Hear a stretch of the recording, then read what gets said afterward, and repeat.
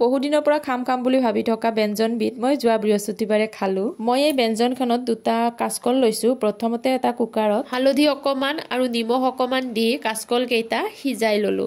কুকাৰৰ চিটি মই ৩-৪টা মান মাৰিবলৈ দিছিলো কাৰণ কাচকল সিজতে অকমান টাইম লাগে। কাচকল কেইটা সিজোৱা হোৱাৰ পিছত মই কাচকল কেইটা ঠাণ্ডা হ'বলৈ দিলো আৰু আনফালে মই এটা কেৰাহীত অকমান পিয়াজ দিলো, কাজু বাদাম কেইটামান দিলো আৰু আদা নহৰু অকমান দি অকমান সময়ৰ কাৰণে ভাজি ললো আৰু এয়া মোৰ ভজা হৈয়ে গ'ল। বেছিকৈ ভজা নাই, অকমান ভাজিছো যেহেতুকে পেষ্ট বনাব লাগিব। আৰু এই পিনে মই কাচকল কেইটা এবাৰ উলিয়াই ললো আৰু কাচকল দুটাৰ বাকলি মই গুচাই ললো। মই আজি কি বনাও আপোনালোকে হয়তো অনুমান কৰিছে কাৰণ সকলোৱে জনা এবিধ ব্যঞ্জনে আজি মই বনাবলৈ লৈছো। আৰু এতিয়া মই কাচকল কেইটা ভালদৰে পিটিকি ললো আৰু কাচকল কেইটা পিটিকি লোৱাৰ পিছত এতিয়া মই ইয়াত চাউলৰ গুড়ি অকমান দি দিলো। লগতে দিলো জিৰা, নিমখ, হালধি আৰু মেগী মছলা অকমান।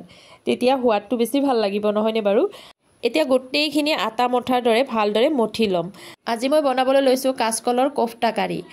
এই ব্যঞ্জনখন বনোৱা ভিডিঅ' মই আগতেই দেখিছিলো কিন্তু বনোৱাহে হোৱা নাছিল। আজি যিহেতুকে সময়ও মিলিছে আৰু গোটেইবোৰ বস্তু ঘৰত আছেও, সেইবাবে ভাবিলো নিজে বনায়ও খাওঁ আৰু লগতে আপোনালোককো দেখুৱাও।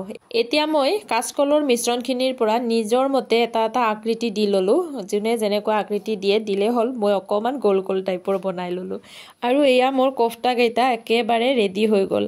এতিয়া মই অকমানকৈ ভাজি থোৱা পিয়াজ, আদা নহৰু, কাজু বাদামখিনি এটা মিক্সি জাৰত দি পেষ্ট এটা বনাই ল'ম।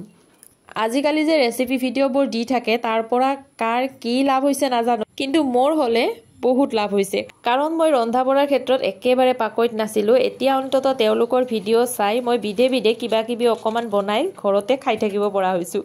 আৰু এতিয়া মই কোফটা কেইটা তেলত অকমান ভাজি ল'ম।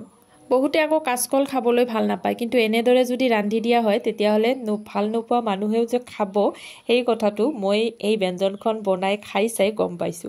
আৰু এয়া মোৰ কোফটা কেইটা একদম ৰেডি হৈ গ'ল।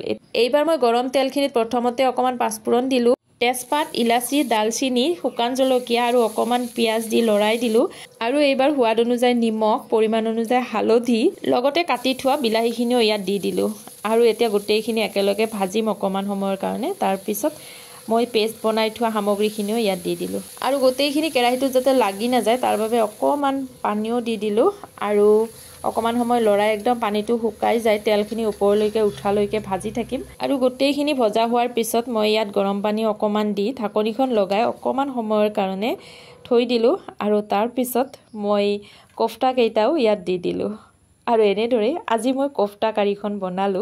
খাবলৈ খুব বেছি ভাল হৈছিল বাবে আপোনালোককো দেখুৱালো। গতিকে আজিৰ কাৰণে ভিডিঅ'টো ইমানতে শেষ কৰো। ভিডিঅ'টো চাই আপোনালোকে কেনেকুৱা পালে, লগতে এই ব্যঞ্জনখন বনোৱা পদ্ধতিটো মোৰ হৈছে নে নাই সেয়াও জনাব। গতিকে আজিৰ কাৰণে ইমানেই। আকৌ আহিম নতুন এটা ভিডিঅ'ৰ সৈতে। আজিলৈ আহিলো, বাই বাই।